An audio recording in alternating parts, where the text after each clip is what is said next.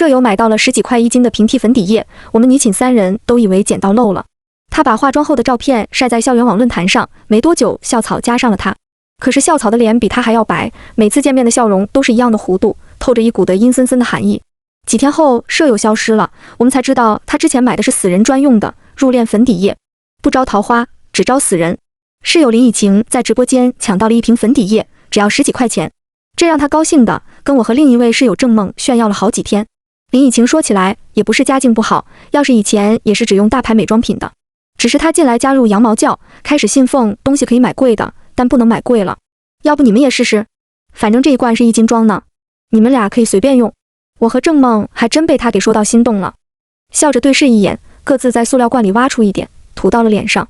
再一照镜子，就是色号有点太白了。按理说我是冷白皮，平时粉底一直选最白的色号，但是我涂上这个，脸比脖子白了很多，显得病恹恹，没一点血色了。真不知道这个粉底液是给多白的人用的，或许就是给白种人用的呢。这么说，说不定还是个出口尾货呢。郑梦不介意色号，显然非常满意。她脸上痘印比较多，这个粉底液该说不说，遮瑕效果是真的强。色号白一点也没事，只要把腮红画红点，再把唇釉涂个颜色鲜艳的，就能显出气色了。我们3个人正忙着继续在脸上勾勾画画，门口处突然传来一声不大不小的惊呼：你们干嘛都画个死人妆？这个突然进来的人是我们寝室最不合群的室友李无音，他走路怎么都没声，我们都没注意到他开门的动静，被他吓了一跳。刚刚还兴高采烈的3个人一下子都不说话了，还是最心高气傲的林以晴受不了突然背对的憋屈，平时也没见你化过妆，你懂个屁呀。郑梦没敢当面对，却也翻了个白眼，撇了撇嘴。李无音，你这么说话就太膈应人了吧？什么叫做死人妆？李无音却是一副理所当然，脸白眉细颊红唇艳，这不就是在把死人脸往活人的感觉画？去殡仪馆这样的你能看见一排？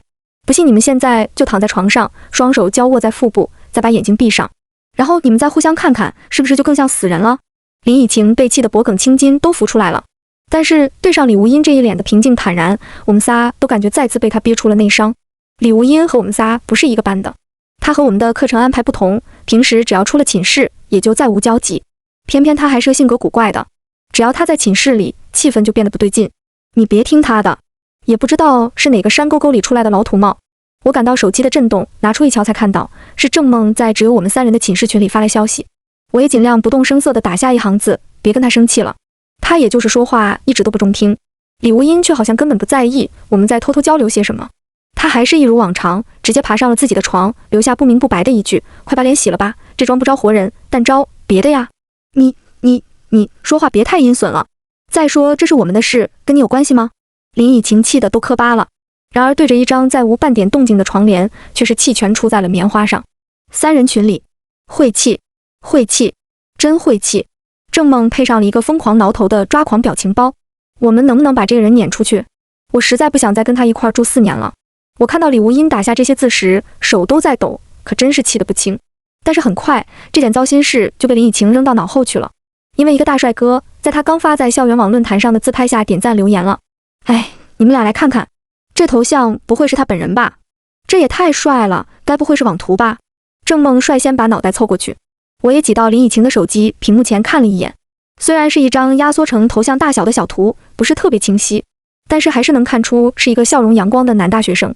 这好办，你赶紧和他加个微信，然后再看看他朋友圈里还有没有其他自拍吗？单身室友遭桃花，这绝对是女寝里最喜闻乐见的热闹事。我也全然忘了刚刚李无音说过的话，只顾着怂恿林以晴一定把握住天降帅哥。这是死人脸上才有的笑，僵在脸上的。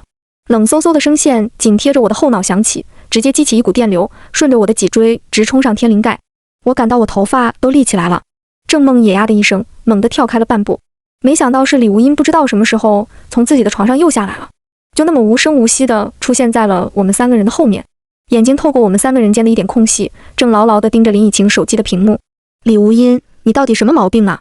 天天在这里神神叨叨，鬼呀神啊死啊的。也被吓得一愣的林以晴反应过来以后，终于是怒意爆发了。我被你折磨得快要神经衰弱，要么你就自己滚出去，要么我就去告诉老师，反正我不想和你这种人再住在一起。林以晴咬牙切齿，眼球激动得泛了红，手上的长指甲几乎快戳在李无音的脸上。然而李无音还是那么无波无澜，对林以晴的表现好像根本不在意，只是转身离开了寝室。我呼吸了几次，才从惊吓中才缓过神来。这是我第一次盯着他走路的背影，这个人的姿势好像有点怪，具体是哪里怪，我又说不上来。但是我很快就忘了这茬，因为林以晴坐在寝室里哇大哭了起来。她分明就是妒忌。你们看，我加了这个男生的微信，他本人就长这样，他凭什么那么说人家呀？我也翻了一遍这个男生的朋友圈，每一张照片里都是爽朗大笑的模样。这次李无音真是有点过分了，对还没见过面的人就胡乱评价，出口伤人，也不知道他干嘛要那么说。林以晴的眼里重又燃起了火，我还偏要把这个帅哥追到手，让这个阴暗爬行的女人狠狠被打脸。我也没想到林以晴这次的恋爱进展这么顺利，每天她都在寝室里旁若无人地煲着电话粥，贾哥哥贾哥哥地叫着。贾思礼就是林以晴的贾哥哥，她当下的男朋友。没想到虽然还没有见过面，还真被他给追到手了。几天下来，我和郑梦的耳朵都要磨出茧子了。终于到了他们两人决定见面的日子。这天，林以晴又用了上次买来的粉底液，给自己画了个精致的全妆。贾哥哥说了，他就是觉得我那天化的妆特别好看，才想认识我的。我还是表达了担心，你们第一次见面约会，怎么就选择晚上出去啊？会不会不安全？林以晴冲我眨了下眼，揶揄一笑。贺小小，你也已经是个成年人了，放心吧，我已经看过他的学生证了，他确实也是咱们学校的学生。我们只是在校园里随便转转，不会有事的。就算只在校园里，也有一些阴暗无人的树林、小路、假山什么的。我还是有点不放心。正要再说，林以晴一声惊呼，就花蝴蝶一样翻飞出了寝室。贾哥哥已经到了，就在寝室楼下。我和郑梦赶忙都凑到了寝室阳台往下看。果然，夜色间唯一的亮处，女寝楼下的路灯底下正站着一个人。这个人也不知道是怎么发现我们在看他的，就好像心有所感似的。我们刚一看他，他就猛地一抬头，视线直接就瞄准了我们的阳台，和我们两个的视线正好对上。我的心头不自觉地收紧了一下。这张外表无害的男大学生脸上，还是那张大大的笑脸，确实和网上的照片一致，至少不是照片。郑梦对这个人很有好感，似乎没有感到任何不对，我却有点心下难安，到底是哪里不对呢？看着林以晴冲到楼下，和男朋友亲密的并排走远，我和郑梦回到了寝室内，接着做各自的事。然而没过多久，郑梦突然叫我，打断了我的思绪。呀，你看没看到今晚的热搜？新闻上说，前几天网上直播间爆火的低价粉底液是殡仪馆专用化妆品。郑梦一手举着手机，另一只手边说边无意识地摸着自己的脸，整个人都石化了。李无音当天劝阻过我们的那些被我扔到脑后去的话，此时在我脑海中重新循环播放了一遍又一遍。他说的话好像都蛮有道理的，我一下子就想到，到底是哪里不对劲了。郑梦，你的手机里有没有存贾思礼的照片？郑梦早傻掉了，也不问我干嘛，就把手机相册递过来，里面是林以晴为了炫耀发给她的几张男友照片。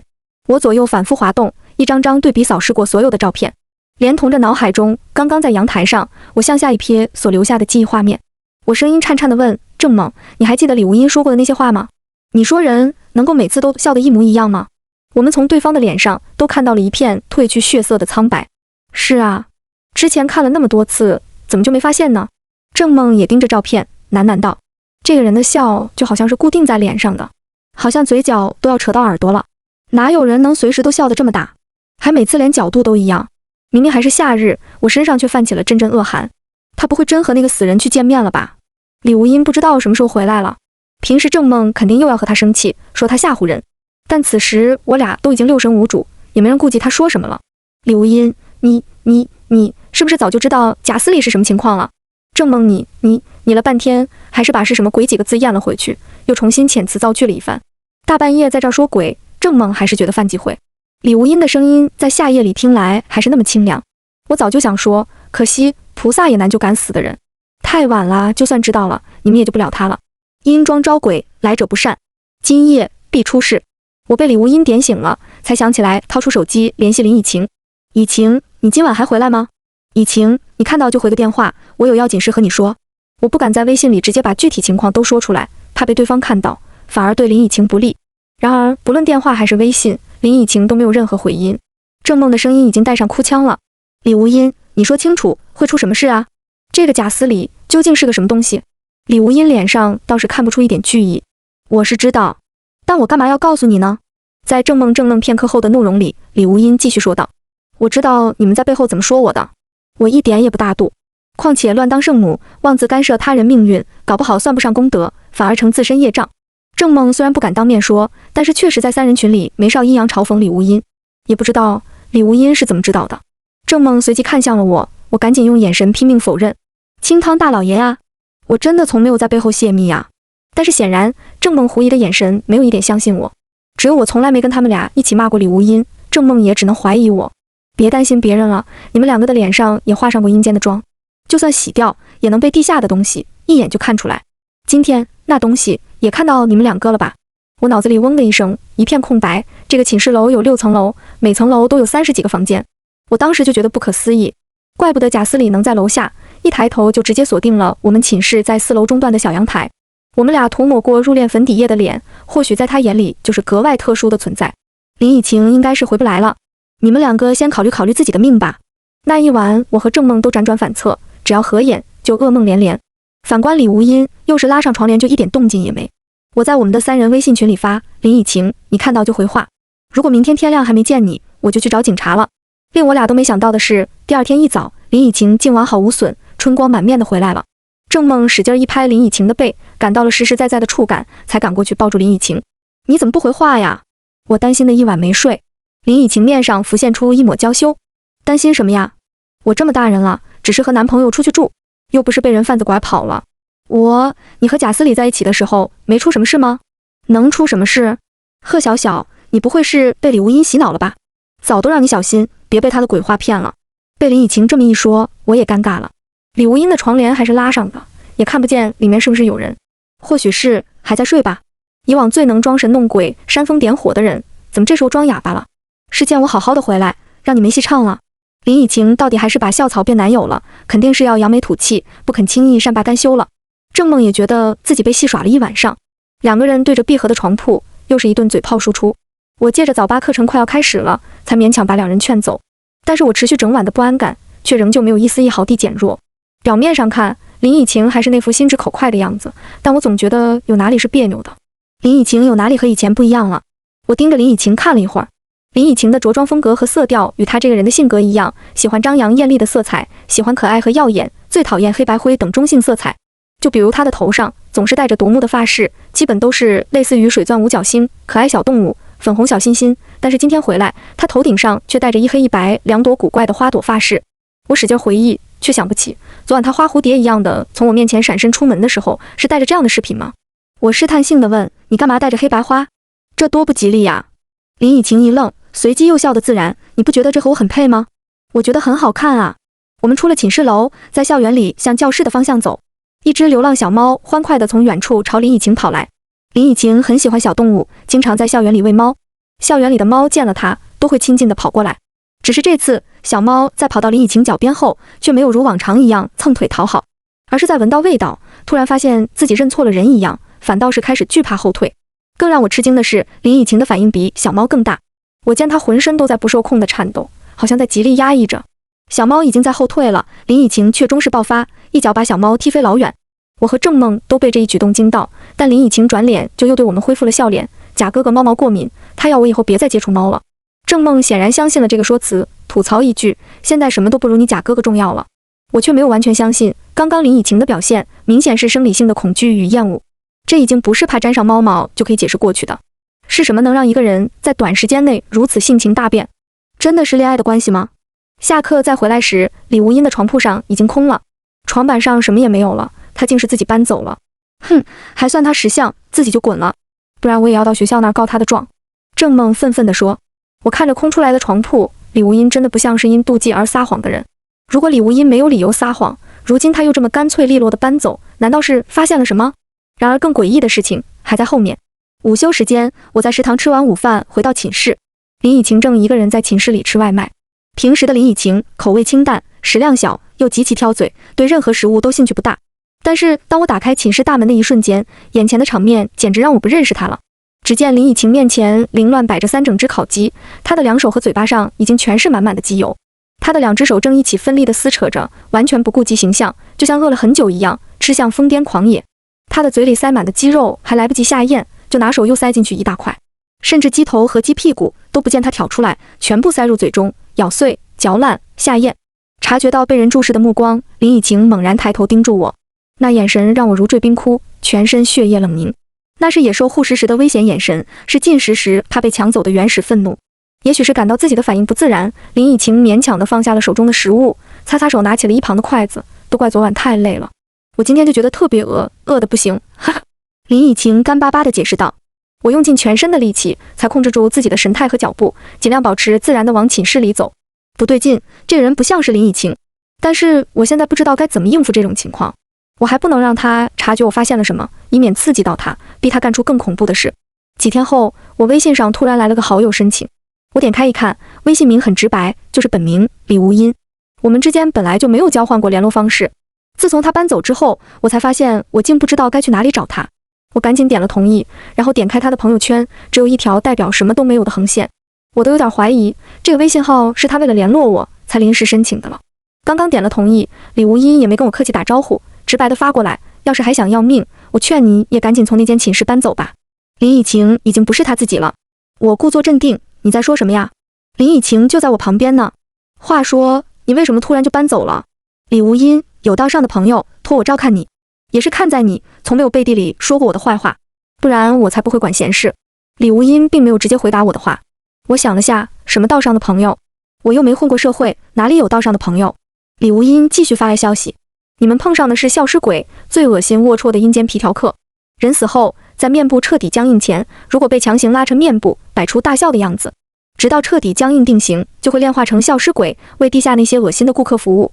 林以晴的魂魄如今已经留在了阴间配婚，现在只剩下表面一层薄薄的外皮还是他自己的，内里都被掏空替换了。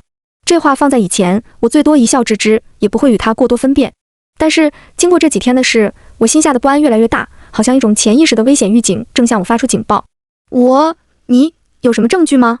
李无音，呵呵，你的潜意识明明已经发现了问题，你却好像是个睁眼瞎，每天都看到了问题所在之处，却又熟视无睹，还用我来告诉你？李无音，最近你们好像都没有因为空调开多少度而吵架呢。我的脖子好像被冰冻住了，转头去看一眼头顶的空调，都耗费了极大的力气。其实不用看我就知道，我比较怕热，每次寝室开空调，我们几个都要为了开到24度还是25度而争执。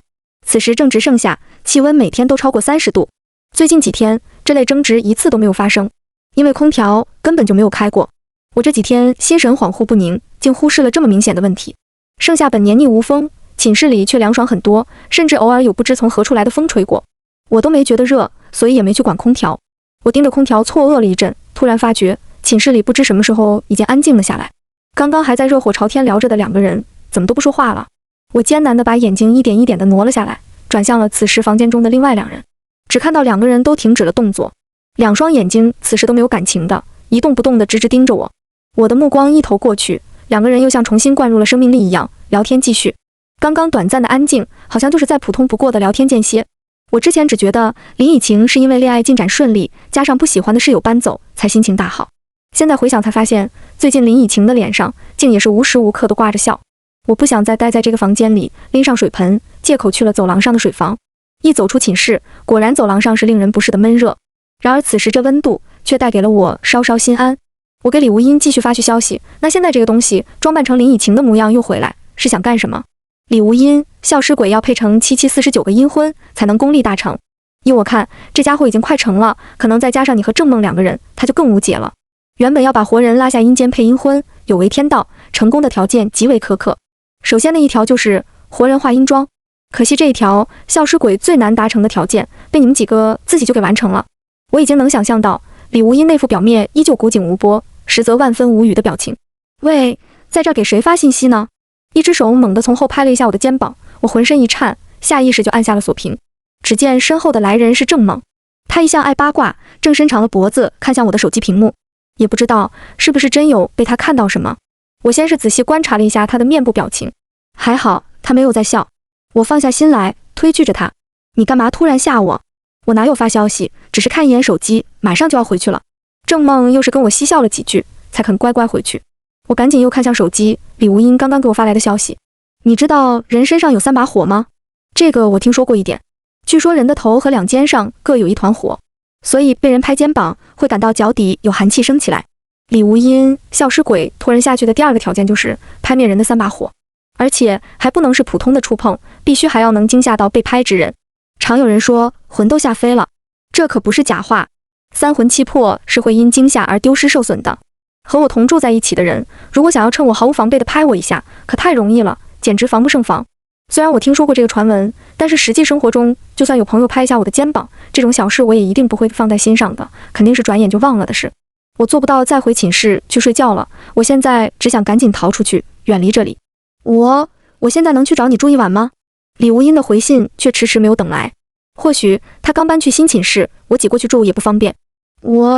那我也出去住一晚酒店吧。等天亮，我再去找你。这一次，李无音的回信却是秒到：不能出去，天黑不能出去。你身上的人火已经熄灭了2盏，保护力不够，天黑就万不可再出去了。我傻了？什么时候？最近我已经被拍熄过1次人火，却不自知吗？我抬头怔忡地看向水房里水池上方的镜子，看到镜子，我突然回忆起了最近的一件小事。或许你也有过这样的感受吗？对于留着长头发的女生而言，每次吹干头发的过程都会很没有安全感，因为长发挡在眼前，吹风机的聒噪又遮盖了附近的一切声音。在看不见也听不着的时候，我总会暗想，会不会有坏人在这时候靠近？明明周围没有人，我却总是神经质的突然停掉吹风机，然后甩开头发，再转头四下看一圈来确认，才能放心继续吹。那天我就在寝室里，对着墙上挂着的一面书本大小的镜子吹头发，透过脸前长发的空隙，我只能看到一点点镜子里的画面。时至今日，我已经忘了是因为什么事，只记得林以晴在背后猛地拍了一下我的肩膀，我的心脏都好像被他拍落了一拍，瞬间起了一身鸡皮疙瘩。我当时只是回头轻捶了他几下，嗔怪了他几句下次不许这样了，也就没放在心上。现在想来，第1盏火就是丢在那个时候了吧？或许最近的心神恍惚不宁就是从那个时候开始的。我总感觉丢了点什么似的，却又一直找不见要领。现在我想起来自己丢失的是什么了，是我被林以晴拍到的一瞬间，脑海中浮现出的违和感。他就站在我身后，可是当时我眼前的镜子里却只有我一个人。只是这个刚要成型的念头被他拍散了，之后就再没凝聚起来。我颤抖的手指打字一连打错了好几遍，才终于发出去。那现在该怎么办？李无音，你先别急，头顶上的火不像肩膀上的火，是很难被熄灭的。你现在先装作没有察觉的样子，回寝室里去，检查一下你的床铺，你睡觉时靠近头的位置，应该是放了消磨阳气的东西在那里。只要你及时毁掉害人的布置，至少可以撑过今晚。我好后悔没有早点抱大腿，我就应该和李无音一起搬走的。我这时候欲哭无泪，后悔也有点晚了。我稳了稳心神，对着镜子调整了下表情，视死如归般走向了寝室。寝室里出奇的安静。我一回到寝室，就看到林以晴和郑梦2个人都没上床。此时2个人都笔挺地坐在床下各自的书桌前，没人说话，也没有看我。2个人仿佛都在全神贯注地看着眼前的电脑屏幕，甚至连动作都一样。我咽了咽口水，这样也好，都不要注意我。我先是仔细地看了一下床板底下，什么都没有。然后我尽量安静地爬上了床，我抬起了枕头，下面什么都没有。我又掀起了枕头下方的被褥，还是什么都没有。我坐在床上，有些迷茫了，就这么大点地方，找遍了都没有。小小，最近寝室里的空调坏了，我已经报修了，一会儿就会有校工过来修好。是林以晴的声音。此时我的脑袋里千头万绪，一时反应不过来，嘴巴却是下意识先开口了。啊，坏了吗？那寝室里怎么还这么凉啊？哦，倒也不是不能用了，只是温度调节功能失灵了，一旦打开就只能吹10几度的冷风。我们在你没回来之前开一小会儿，寝室里就凉快下来了。夏天没开窗，咱们寝室的气温就一直保持凉快了。郑梦接着为我解释道。我呆坐了片刻，在自己熟悉的床上，我冷静了很多。现在想来，我刚刚是不是有点上头了？就像那些被电话诈骗的人，被人一步步引导着，就算再聪明的人，都有可能一时昏头，做出不像自己会做的事。这时候，除非有别人跳出来打断自己，不然人是很难靠自己强行挣脱出深陷其中的思维盲点的。空调没开却很冷，只是因为其他人在我没在的时候已经开过了。吹头发时照的镜子很小，又被我自己占据了很大面积。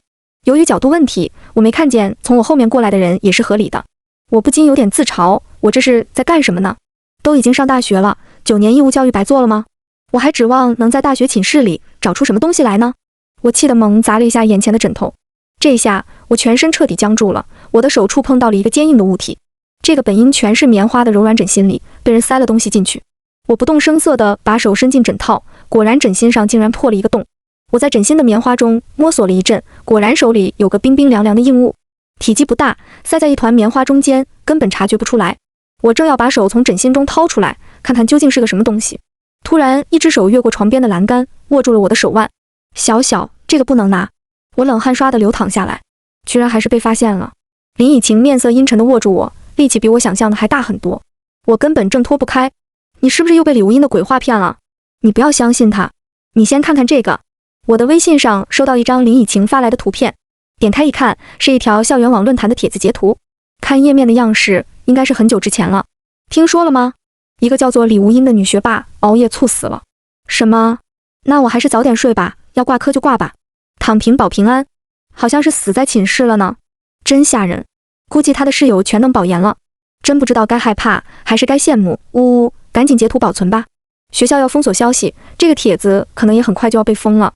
我看了看手机，又看了看一脸认真的林以晴，手不自觉地松开了。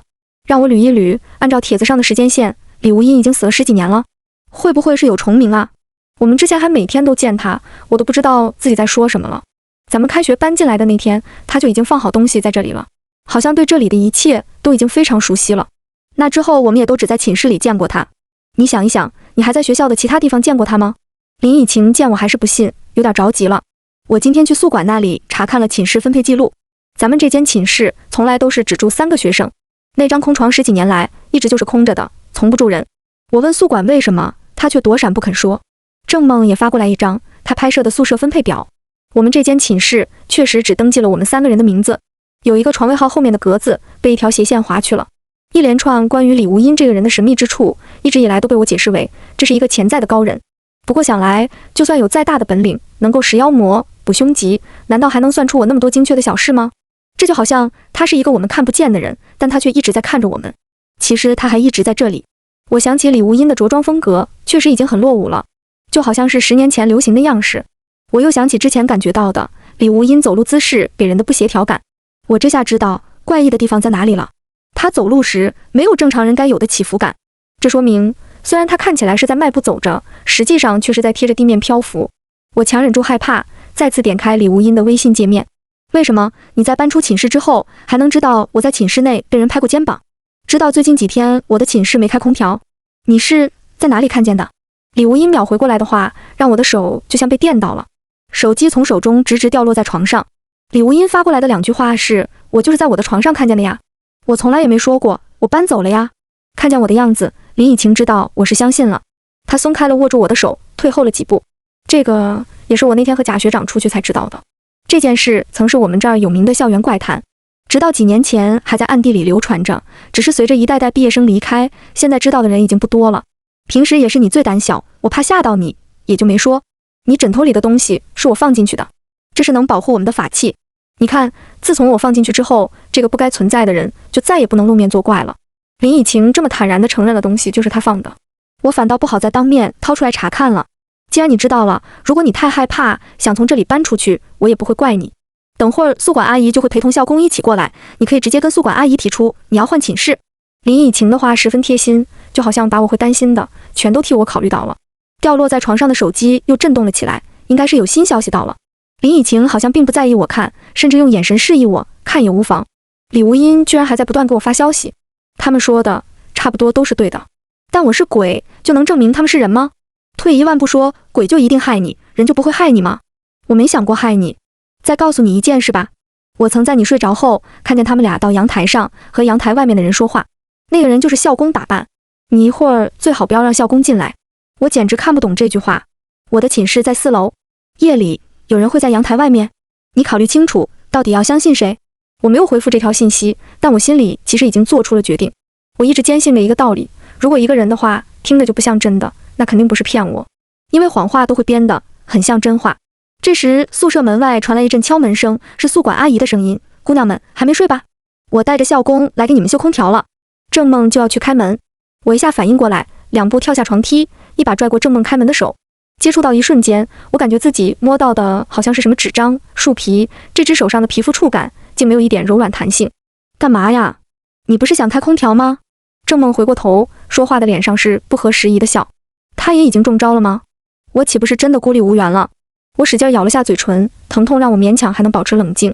我没理他，直接对着门外说：阿姨，我们已经脱衣睡下了，今天就先别修空调了，明天天亮再说吧。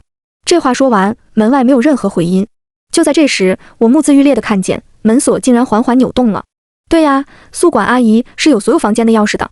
门从外面被打开，开门的人却是一个穿着校工制服的男人。他一边拖着已经晕倒在地的宿管阿姨，一边迈进了我们的寝室。这个男人我认得，他居然是售卖低价粉底液的直播间里那个男主播。现在就是做鬼也得与时俱进啊！他见我已经认出了他，也不再伪装了。互联网真是个好东西，只要在直播间里卖得足够便宜，就什么都能卖得出去。随我说的天花乱坠，总归会有人相信的。呵呵，这个男人面上并无任何笑意，他没在笑。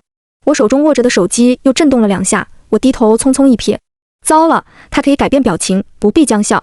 这只消失鬼早已经拖走过49条生魂，他已经是功力大成了。之前他一直笑是用来迷惑我的，我判断有误，肯定不是他的对手，只能尽量挡上一挡。你快走！寝室的房门本就不大，现在我前面有3个人正合力围堵我还能跑向哪里？只见房间中疏忽亮起一个小小的光点，虽然不大，但是又亮又温暖。这个光点直接向我前面的3人冲去。林以晴和郑梦好像被烈焰灼伤，纷纷向两侧倒地。然而那个男人被这个光点撞上，却是避也不避，反倒是光点撞散了几分，亮度也暗淡了下去。这个男人用2指捏起光点，放在眼前，眼神阴鸷。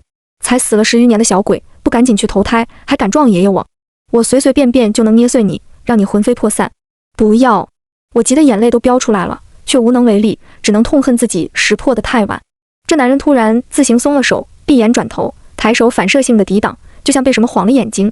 我回头去看，只见阳台上出现了一个手持八卦铜镜的俊美少年。他身披月色道袍，头戴玄色纯阳巾，湿润的眼睛里只看着我一人。道士吴尘前来降妖，未到。这人是谁？我突然想起李无阴曾说过的话，我眼角不自觉地抽搐了2下。有个道士朋友，可以就直说吗？大可不必管这叫有一个道上的朋友。原来是这个道啊！这个无尘道士转眼已经冲上去，手持桃木法器和消尸鬼斗在了一起。只是饶是我这个外行来看，也总觉得他的动作过于大开大合。虽然配合上他纤长俊逸的身形，风度翩翩，看着美观养眼，却有点华而不实。这个无尘道士的眼神，忙中还能抽空偷瞟我，就好像正竭力做着面部表情管理，也就是在耍帅。这年头道士捉妖也要出道吗？怎么还来了个有偶像包袱的？消尸鬼渐渐也品出来了，趁无尘再一次分心，就要竭力反扑。无尘倒是稳了下被击中后退的身形，又掏出一张黄色符箓。紫天神雷咒，看我劈死你丫的！这是耍帅被打断，恼羞成怒了。孽徒，退下！休要再丢为师的脸了！我还没看清来人，从身后阳台的方向又闪过一道白影，就见一柄拂尘的残影朝消尸鬼轻柔扫去。只一下，那个对上无尘道士尚可打得有来有回的男人，竟直接从头到脚寸寸僵硬，1-2秒后彻底碎裂成烟粉，连灰都不剩了。孽徒，此处这么多人，你竟还想引动天雷？也就区小鬼，搞这么大阵仗，可是显着你了。我看清了，从阳台方向过来的是一个白眉长垂、不知高寿的老道长。我傻眼，一个个都从我的阳台进来，都这么大年纪，也从阳台爬上来的。贫道三清官第372任方丈。虽然不想承认，但吴晨正乃贫道弟子。刚刚他在这儿献丑了，老道长擦了擦额角的汗。本来贫道今晚是去收拾另一个弟子捅出来的篓子的，还好我紧赶慢赶过来了，没让他搞出太大麻烦。不然啊，虽与我的道行无损，但是以后就要在修真教育界抬不起头喽。哎，这里还有一个。我见老道长看向了空中漂浮的小光点，赶紧挡在了前面。道爷，他是好鬼，不要伤他。老道长捋了捋胡须，放心，我自然知道。只是贫道见他已是有功德在身，应该可以去投胎个好人家了。贫道愿意再超度他一程，送他来世能有个更好的命格。我身后的李无阴幻化出了人形，张嘴还是那副质地清冷的嗓音。我不要，这是我好不容易考上的学校，我就喜欢这里。李无阴顿了顿，不然你能让我下辈子转生成为这校园里的一只猫吗？那样我就依旧可以每天随意出入所有课堂蹭课，不用苦读18年考学，还能接着被这儿的学生叫学姐了。老道长面露难色，轮回转世是进人道还是畜生道，为天理掌控，这个贫道也无法干涉。李无阴点点头表示理解，之前来带我走的鬼差也是这么说的，可我还远没有听够这里老师讲的课，我只是想留在这里继续求知。老道长微微颔首，罢了，对待有功德在身的鬼魂，也不能强迫入轮回。老道长拂尘一甩，我的枕心里霎时冒出一股紫黑色的青烟。老道长从怀中掏出一个小小净瓶，打开后滴了几滴透明的液体在地面上。当时整个屋子气息都变得清明，沉闷之感一扫而空。这个房间已经被我净化，之后你大可以放心居住。老道长又扶手探了探还昏倒在地的另2个室友，在他们的额头也各滴了一滴液体，一个已经没救了，另外一个幸好还没来得及被彻底转化。后续的事情是由无尘道士按他师傅交代的方式处理好的。宿管阿姨被为了安养疗伤的丹药扶回宿管房间的床上，等她醒来就不会再有大碍，完全忘记今夜的事情，只当是自己睡着了。林以晴的魂魄就不回来了。第2天，我向学校报告，林以晴好似昨夜突发疾病，早上被发现时已昏迷不醒。学校派人将她紧急送往医院，诊断并无任何外伤，只是突发脑溢血，成了植物人。郑梦倒是恢复了神智，只是此后她在寝室内夜夜从噩梦中惊叫醒来，好像深陷走不出的梦魇。学校只能叫她家长带她暂且回家休学静养。一个寝室发生了这样的怪事，竟只剩我还无事。学校方自然知道我这个寝室长期空着的床位是怎么回事，他们本就心虚，于是央求我也搬走，所以我挑个寝室去住。我反倒是让所有人都感到意外，安安心心的住下了，说什么都不搬走。这个寝室多好啊，有最合得来的李无音学姐跟我2个人住，刚刚好。李无音学姐什么课程都会，还能指导我写作业、做毕设，没准儿我也能成学霸了。最后学校为了堵我的嘴，直接给了我一个保研的名额。李无音学姐又酸了，哼，又便宜你了。第4个，都已经是第4个了，又因为我白送去一个保研名额。我摇了摇她的胳膊，得了便宜继续卖乖。学姐你再努力，做腰，争取几年之后再保我上博士。番外倒是无尘视角，我曾是修为100年的黄大仙，只差1步就能真正登仙。我在山野路边向一个人类小女孩讨风，问她，你看我像神还是像人？